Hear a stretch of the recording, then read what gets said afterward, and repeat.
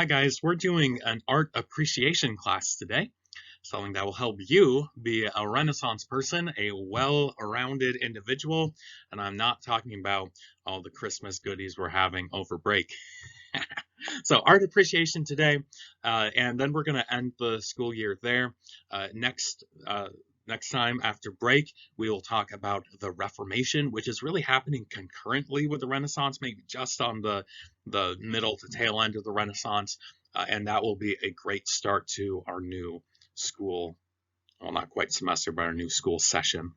All right, so let's hop into it. Page 234-ish, 234. First of all, the visual arts.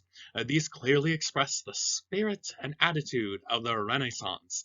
You could tell what people are thinking based on what they drew. Their subjects of their paintings, the style of their paintings tells you what they appreciate, what they like, what they dislike, what the culture is at the time. Some artists used their great abilities to honor God, and some did not. And I'm not just talking about subjects.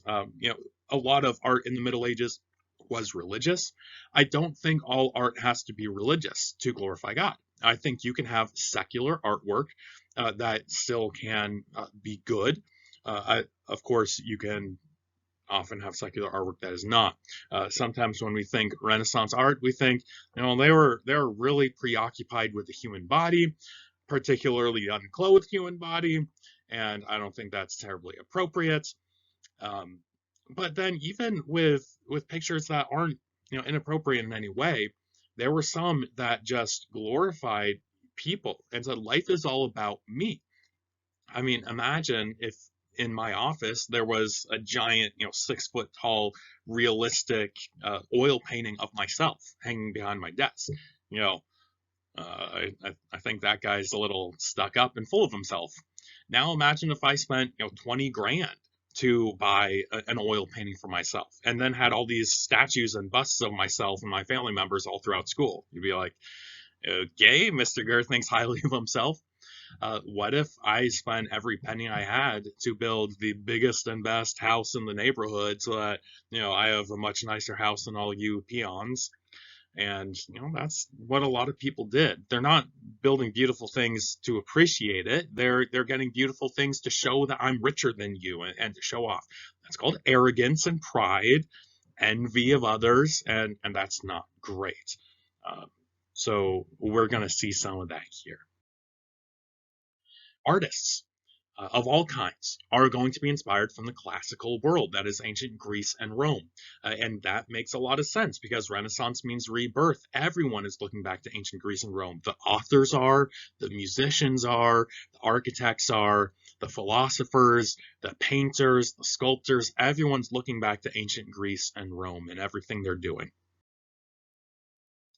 Uh, Renaissance art differs from medieval art in 6 ways, and these are mentioned on page 234. Number one, there's an emphasis on the present physical world, not in the spiritual world, and not in heaven and the afterlife, where we're all focused on right now. So in the medieval world, there's a lot of religious art. There's art of angels and saints and God and heaven and maybe Bible stories from the past. And now there's a lot of portraits of myself and pictures of the modern day scene, which again is not necessarily a problem.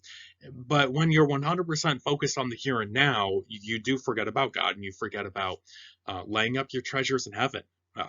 Jesus said, where your treasure is, that's where your heart is. What do you love? What do you value?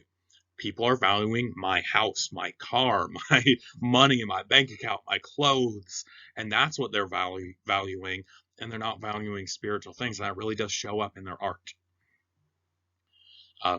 One example here is just the picture, the portrait of the patron. Back in the day, very few people could afford art, and the church was one of the major patrons of the art. You would make religious art for the church. Well, now there's a bunch of secular patrons who are saying, draw a picture of myself. Again, not necessarily a problem, but you know how maybe old people complain about the selfie culture, how a lot of kids and young people today take so many pictures of themselves. It's like you're obsessed with your own image. Well, that's not new. Ever since they invented oil paintings, they've had this selfie culture where I want everyone to see me on my best hair day. And of course, just like we do Photoshop touch-ups of celebrities and make sure those magazine covers just look absolutely perfect, of course they would do that in oil paintings. The camera adds 10 pounds, but the oil painter removes 10 pounds if you pay him nice enough. um, and again, not all art has to be religious, but are you overemphasizing myself? Because a lot of the people paying for the art are just normal folks, not the church, what they're drawing pictures of is secular subjects. By the way, taking this idea a little too far, when Mrs. Gurr was in high school, she drew a beautiful painting for, actually, I don't think it was painting. I don't remember what medium was, but she drew a picture for fine arts of a beautiful, cute little cow sitting on a moon with calligraphy. The cow jumps over the moon. And one of the comments that a judge made was, "This isn't very spiritual." It's like, yeah, I know cows aren't very spiritual. I wasn't trying to be spiritual, and she felt kind of weird about that. That someone would take points off for her cow jumping over the moon not being spiritual. It's like it wasn't a religious art category. It was just art. So there are some people who feel like all art has to be religious, and I don't think there's anything wrong with drawing a picture of a cow.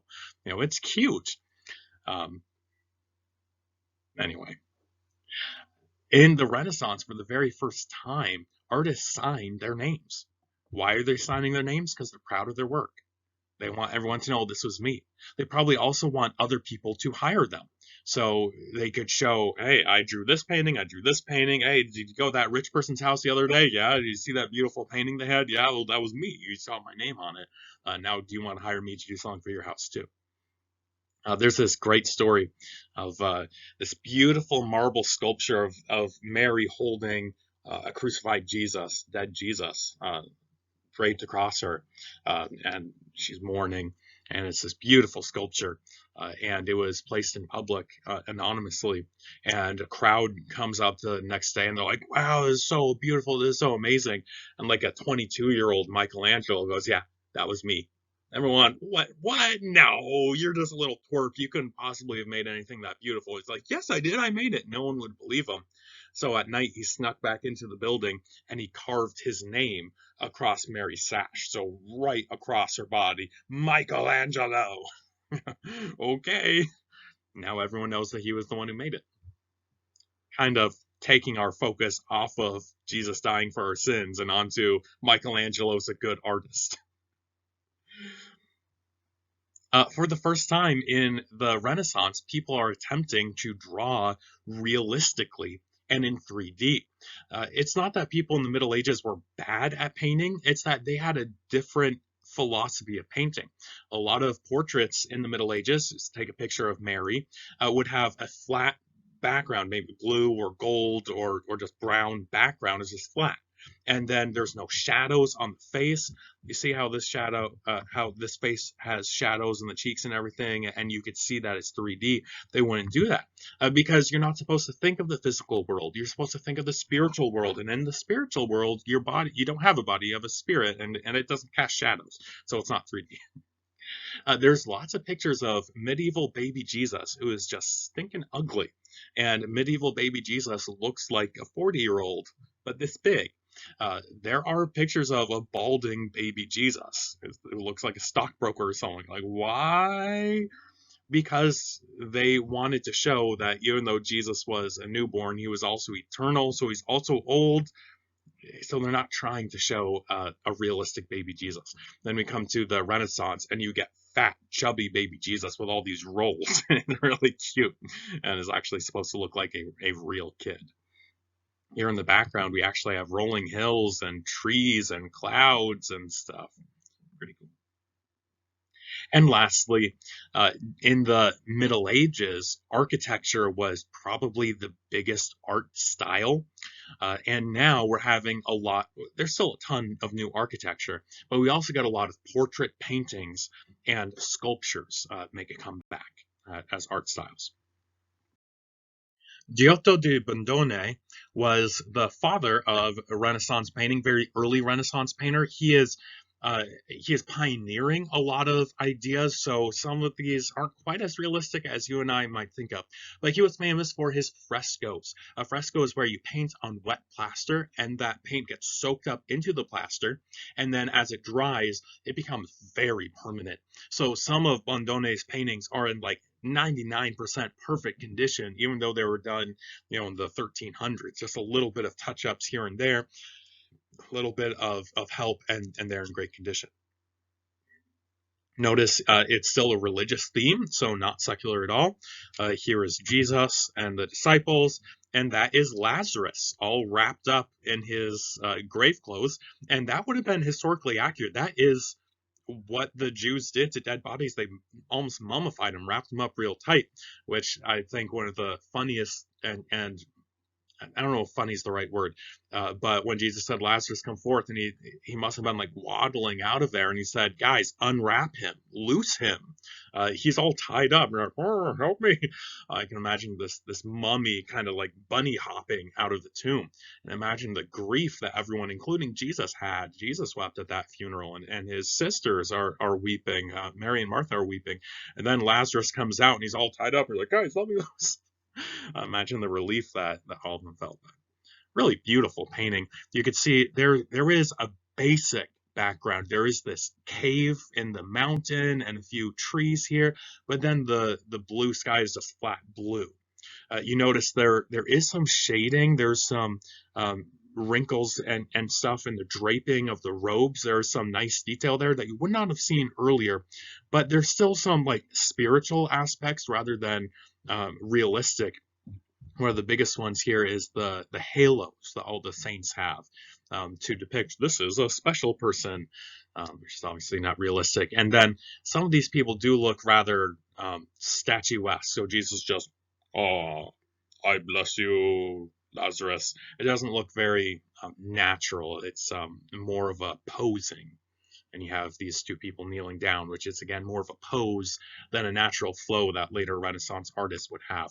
But still very beautiful. And he did a lot of his frescoes in churches in Padua, Italy.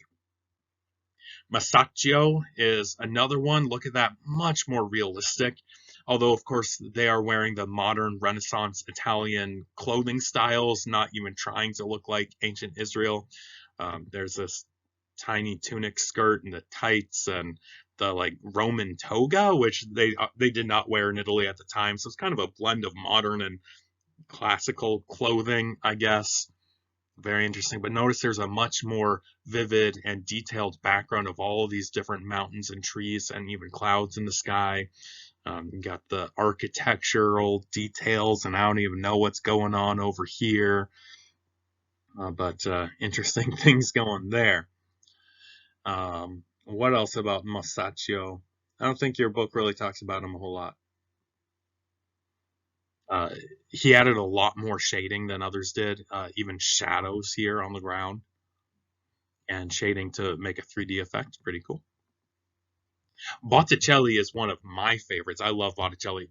Very hyper realistic and absolutely beautiful. And he did not do a lot of biblical scenes. He did a lot of mythological Greek and Roman scenes. And most of his stuff has things moving, either hair moving or people running or interacting. They're not just standing here. You see here with Masaccio, there is a little bit more movement as people are, sweeping the arms and shaking hands and whatever. More movement than in Giotto, where Jesus just posing for the camera. Let's see a picture from Botticelli. Maybe you've heard of the Birth of Venus. Her hair is flowing out very nicely, just kind of fluttering in the breeze. Beautiful. And of course we have Venus and Mars here, taking a nap in the woods after a nice picnic in the woods. And you have all these little kid fawns or satyrs, whoever they are, little goat children, and they're playing with Mars's weapons and armor. So you have this one kid going in the breastplate, and these others are playing with the spear or lance. I guess that would be a lance on a spear, and the helmet. This guy's about to blow his horn in Mars's ear to wake him up. What little pranksters. And just absolutely gorgeous paintings here. If you want to think of the quintessential Renaissance man. Most people say Leonardo da Vinci. Leonardo da Vinci was the example of everything that the Renaissance wanted. He was clever, he was well educated, he was self-taught in a lot of different areas. He was an innovator, inventing new techniques at everything. And he did a little bit of everything, a little bit of inventions like mechanical devices, some architecture, some paintings and different styles of paintings, some sculpture, some military work, some authoring. He wrote a few books and poems, just a little bit of everything, and really good at most of the things he set his mind to. And so he is considered the classical Renaissance man. Here is a very rare self-portrait of Leonardo da Vinci, and he often sketched like this in ink, as like a practice before doing a full-size painting. So we actually have lots of sketches of some of his famous paintings, like Mona Lisa. We have a couple sketches of that before the actual painting was done in various styles, just trying to figure things out. Of course, the Mona Lisa is the most well-known painting in the world. People say her smile is intriguing because she's kind of smiling, kind of not. They say her eyes follow you around the room, though I never quite got that. They also say she doesn't have eyebrows, and that would have actually have been a high class thing to pluck out all your eyebrows, which I think is dumb. But there's been x-rays of this photo that shows that she does have eyebrows underneath. She was drawn with eyebrows, and then he painted over the eyebrows. There's also another version of the Mona Lisa that he painted that did have eyebrows in it. So there's actually a huge controversy whether he meant to have eyebrows on the Mona Lisa or not. Did the eyebrows actually get painted over, or did they just fade over time? People don't really know. What a lot of people don't realize is the Mona Lisa is like that big. It is itty bitty. It used to be much bigger, but people chopped the edges off for some reason. Crazy story. Look up the history of the Mona Lisa, and it's insane. Actually, one of his paintings was used as a table for a little while, and people cut it in half to make it fit the apartment better. It's crazy. Perhaps you've heard of The Last Supper. Very famous painting.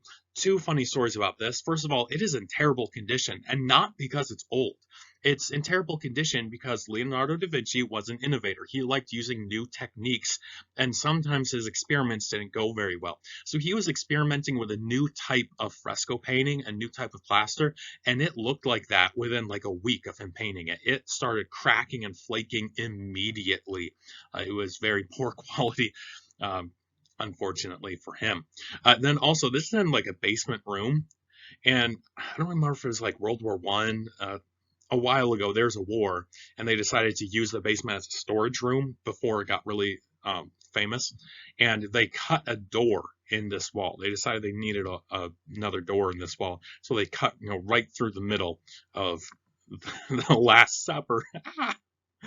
um, but this painting has been parodied a million different times and replicated a million different times. Famous for his gigantic sculpture of the bronze horse. This thing's like 60 feet tall. Unfortunately for him, he never was able to see that bronze horse. He was in the process of making it, and he made a life-size clay version of it to work off of when an enemy came to that city. And they used it for target practice, and they shattered the clay sculpture, and so he never got to see the full thing cast. Today, there are 3 or 4 bronze sculptures based off of his sketches. One of them's in Michigan, and I was able to see it when I was a kid, and I was standing underneath the hoof. I think this hoof is like 6 feet off the ground or something. So as a kid, I stood underneath the hoof, and I tried to jump up and touch it, and I don't remember if I was able to touch it or not. It's probably around 6 or 7 feet tall at the hoof. But Leonardo da Vinci was known for his anatomy. He was really, really good at depicting anatomy just absolutely perfectly. And one reason he was able to do that is that he had an interest in medicine. So he would get a bunch of dead bodies and just chop them up. For the longest time, doctors had no idea how the body worked because no one bothered to look at the human body. And he would take human and animal corpses and dissect them to try to learn about them. And it sounds kind of gross, but it wasn't just useful for his artwork to make his artwork prettier. It actually helped the doctors learn an awful lot more about the human body and how to help the human body. There was one time Da Vinci had a friend who was a soldier off in North Africa, and in a battle, he killed a Muslim North African guy, and he shipped the body back to Leonardo and said, "Happy birthday! I thought you might like dissecting this more." It's like that doesn't sound very, yeah, but okay, that's what they did. He invented a bunch of crazy ideas, some ideas that we use today, although of course very, very. Sorry, guys, I thought all those pictures on the last slide. So here's some of his inventions, Da Vinci's inventions, that unfortunately would not be able to work with the materials and technology of the day, but he did have some amazing ideas. First of all, this kind of early machine gun actually would work well if you got a guy to make it. And they actually did make something like this called an organ gun because it looked like pipe organs. It's just a whole bunch of guns stuck together. And you can get a clever firing mechanism to fire multiple all at once. So there's no reason that couldn't work, and at least as well as a normal gun. Unfortunately, this is a one shot, and then you have to reload 20 barrels, and then you could shoot again. So I don't think it was as effective as you would hope, because it's not shooting any faster than a normal gun would. You'd have to reload more often, and also you don't get to aim them.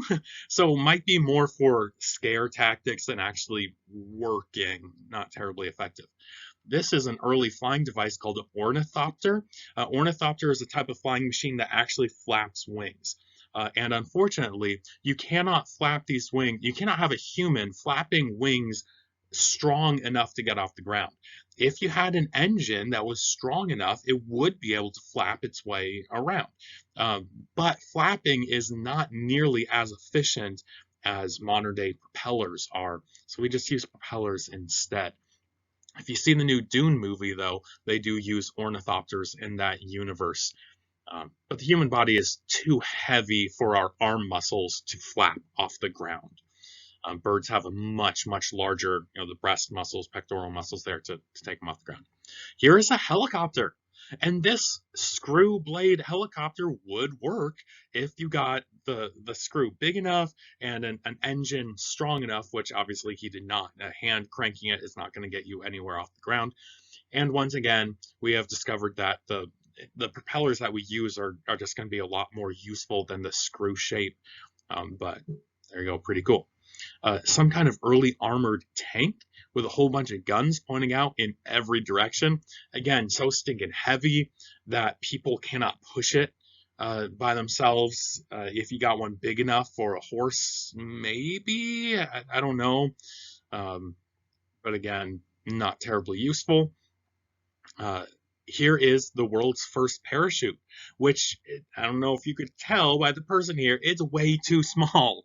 But yes, you can make a pyramid shaped parachute, and people have done it. Many college kids have done this uh, for like a college project, build your own Da Vinci parachute. I don't know if the fabrics available to Da Vinci would have been strong enough and light enough to work. It would definitely need to be much bigger. I guess he did have access to silk, and the first parachutes in World War One or World War II, I guess, they were made out of silk. That is actually why nylons were invented, because we needed all the silk for the war effort, and ladies didn't have any stockings, so they used nylons for that, and they invented nylons. Anyway, pretty cool stuff he invented. Moving on to Raphael, whose name means beloved of God. Pretty cool. He made a lot of paintings that idealize motherhood. And here is a Renaissance ideal of Mary and Jesus. Naked baby, of course, why not? But notice how baby Jesus is fat and beautiful. And Mary is not just some serene, statue. She's a mom. She is a young lady with her baby. Jesus is not just posing for the camera. He's like hugging his mommy. It's so cute. I absolutely love it. Very beautiful. A very Renaissance style, Renaissance peasant style almost. She doesn't look like poor, but she's also not stinking rich. Obviously, I don't think Mary and Jesus were very pale or had blondish red hair, but it's cool. This is by far his most famous painting, and it is called The School of Athens. And it is actually every single person here is a real character, and you could tell who they are by the different props they have. And I've seen paintings that I've seen like places where they show who every person is, and they're some of the most famous people in history, in Greco-Roman history, philosophers, mathematics, all that. Here in the middle are Socrates and Plato and Aristotle. Plato saying the forms live up in heaven and formland, and Aristotle saying no, the forms are here on Earth. Lots of cool people there: Euclid, Pythagoras. Zeno, the Stoic, everyone who is anyone is there. Michelangelo is the next of the really famous Renaissance men, who also very much like Da Vinci did a little bit of everything. He was probably best known as a sculptor. He did David, whose face I'm showing here, but absolutely gorgeous, perfect in every detail, every tiny little muscle and vein, picture perfect. Pretty cool. And very famous for painting the Sistine Chapel. Also famous for painting the Sistine Chapel with everyone buck naked, because that's the Renaissance ideal, glorifying the human body. Even when you're trying to draw people's attention to God and Bible stories, you're still glorifying the human body, which made a lot of the church officials really mad. The bishop famously walked in and saw the naked Bible characters, and he got super mad and yelled at Michelangelo. So Michelangelo drew a picture behind the bishop's chair of a demon dragging people to hell, and this demon has giant donkey ears, and it is the bishop. When Michelangelo was done, the church hired a bunch of people to put pants on everyone and cover everyone up. So most people in the Sistine Chapel are covered now. That was not Michelangelo's doing. Ew. But lots and lots of different scenes. It's so busy. All these different things are different Bible stories, and probably the most famous scene is God touching Adam, and it's the creation of man. There he is, right there, front and center. Also famous for the Last Judgment, where you have people either ascending to heaven or getting kicked off to hell. And that's enough of Michelangelo. In Venice, Venice became a mid to late Renaissance hotbed of art. Titian was a famous Venetian painting. Tiziano Vicelli, also known as Titian, ranks with Michelangelo as one of the foremost painters of the Renaissance, known for very rich, vibrant, dark colors. He was said to have captured people's personality, not just people posing, but more true to life personality. Tintoretto his name was Jacopo Robusti, but he was called Tintoretto, which means little dyer, because his father dyed cloth for a living. And he wanted to take Michelangelo's art style with Titian's colors and make his own new thing. So that's fun. In Northern Europe, Albrecht Dürer was a German guy who was best known for his woodcuts. So he would carve in a piece of wood and then use that to like stamp ink. And so you could mass produce his work. He did a lot of woodcuts. So they're usually black and white because he just stamp in black ink on white paper. A lot of them have very violent imagery. It's wars and death, and even the religious ones are very violent and kind of sad and dark. He was called the Leonardo of the North. He did a lot of paintings. He did a lot of engravings. He did writing. He did designing of architecture. He did a little bit of everything, which is why he's called the Leonardo of the North. But this kind of thing is what he's best known for.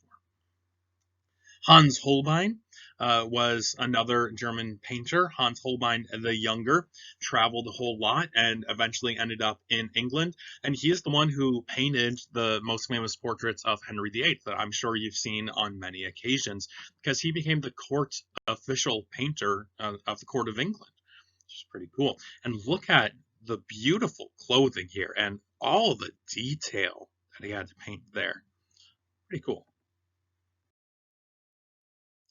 Uh, Mr. Van Eyck, was it Jan van Eyck, Dutch guy? Uh, the Netherlands became known for their art as well in the later Renaissance. Started what's called the Flemish School of Painting. Flanders is where the Flems live, the Flemish live, and that's modern day Netherlands. So you can see here just absolutely rich clothing with the soldiers' armor, highly decorated, and like the bishop's thing, and they're kind of worshiping. It looks like Mary and Jesus, bright red and blue, and naked baby Jesus. He was one of the first Renaissance people to use modern day oil paint, which is it can be dyed very strongly bright colors. It's a brand new style of painting. It is very different painting with oils and acrylics and watercolors and all these different mediums create different stuff. You can layer oil paint on, and you can have very, very thick oil paintings with just layer after layer of color on top of each other. If you ever watch um, The Joy of Painting, you can see oil paint. Pieter Bruegel was known for making everyday life around town paintings that were just incredibly busy. I like Bruegel because there's some very silly things here. There'll be kids playing with each other like hide and seek and hit the hoop down the road. There will also be kids like getting into fights and wrestling and punching each other. There will be people doing silly things and then just working around. There's like frisbees on the roof or something. I have no idea what those are. But there's stuff on the roof. There's this dude who has a crossbow and he's trying to shoot him down. Like, what is going on here? I don't know. There's some guy knee deep in the water. Like, what are you doing? You bathing, but you have all your clothes on. I don't know what's going on there. You have a dude shearing sheep down here. You have like bakers doing their thing. This guy looks like he's just given up and his face planted on a table, which I totally get. That's big mood right now. This lady looks like she's knitting or something. Just all sorts of crazy stuff going on. And this really showcased that a lot of Renaissance art is coming to the common person. It's not for the millionaire getting a portrait of himself anymore. It's not, King Henry VIII buying up all the art. Now there's some very casual, everyday Renaissance art as well. I think it's great. He's done dozens that look just like this. And it's almost like an I Spy book. Find the guy with the crossbow shooting frisbees off the roof. On page 237, there's an awesome story about these two rivals by the name of Ghiberti and Brunelleschi, who were in Florence, and they kept on going up for the same positions, kept on like applying for the same jobs and really getting in each other's way. There was this massive public auditions for who could build the best door. Back then, they really made their doors really nice. So they wanted a new door for a cathedral, and they wanted it to be bronze. And the people in charge gave out these conditions. We want it to be bronze. We want to have, what was that, 1, 2, 3, 4, like 10 or 12 Bible stories in it in different panels. And here's the dimensions and whatever. And they had people like do auditions for it. And both Ghiberti and Brunelleschi went up, and Ghiberti won by a hair. Brunelleschi got really mad, but he made these beautiful bronze doors. And each of those plaques is like 2 by 2, and I think one side is Old Testament and the other side is New Testament stories. I watched a documentary about it. It's lovely. All these little details in between, absolutely gorgeous. Took him forever to make it, and he got paid a fortune. And Brunelleschi vowed his revenge. And eventually, when they wanted to build a brand new cathedral, Brunelleschi won that competition. Actually made Ghiberti and Brunelleschi work together for a little while. Let me read you a story that's not in your book. After Brunelleschi lost the competition to design the doors of the baptistry, that's what this is, I guess. They would have their baptisms in a separate church, I guess. I don't know. Brunelleschi is said to have developed a lifelong jealousy of Ghiberti. After the city of Florence commissioned Brunelleschi to erect the dome on the Florence Cathedral, the city leaders decided that he could not do the job by himself. They assigned Ghiberti to be his assistant. To add insult to injury, the workers always asked Ghiberti for instructions because Brunelleschi did not belong to the workers' guild. He's not in the right union. Brunelleschi became angry and quit the project. So the guy in charge quit because his underling was getting more attention. Without him on the job, construction came to a standstill. The city's leaders came to Brunelleschi and said, Ghiberti can do nothing without you. Brunelleschi replied, but I can do everything without him. Burn. Brunelleschi won his point and was made the sole leader of the project. This dome was built after the bell tower. The bell tower was considered a beautiful work of art, and they said we need to build a dome to balance it. And Brunelleschi built the biggest, most beautiful dome ever, and he had to invent new construction techniques to do his vision. Each one of these spines is a single piece.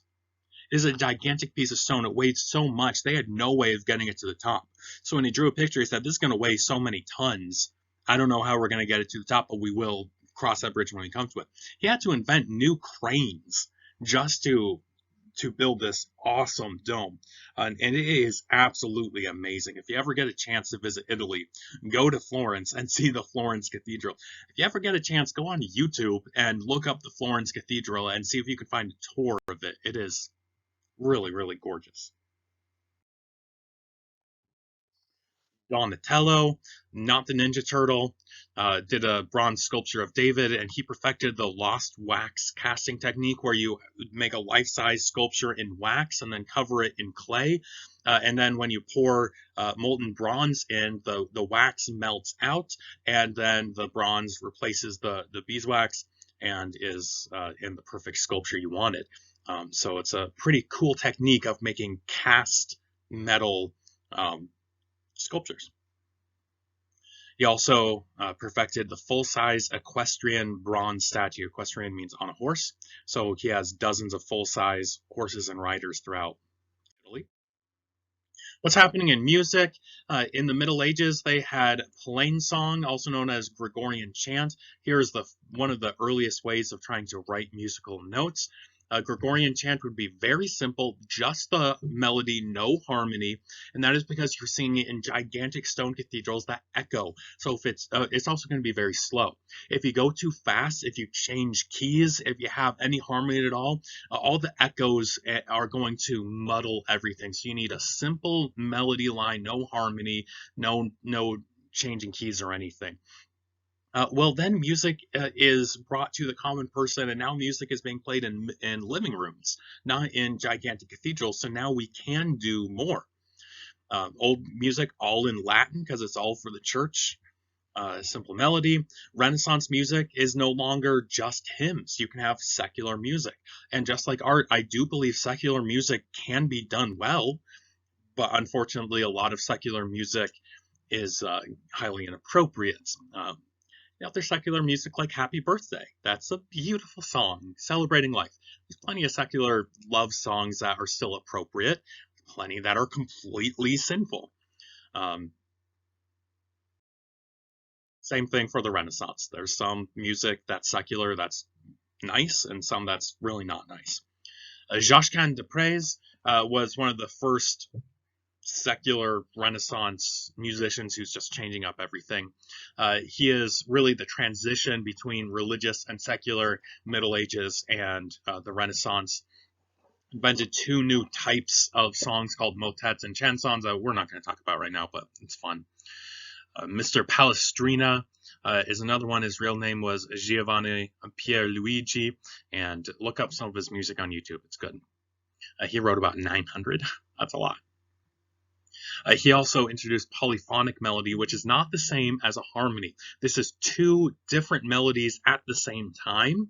Harmony is less important than the melody and is made to make the melody sound better. But two melodies are two equally important things happening at the same time, which is, I like it. It's fun. And he's called the Prince of Music of the time.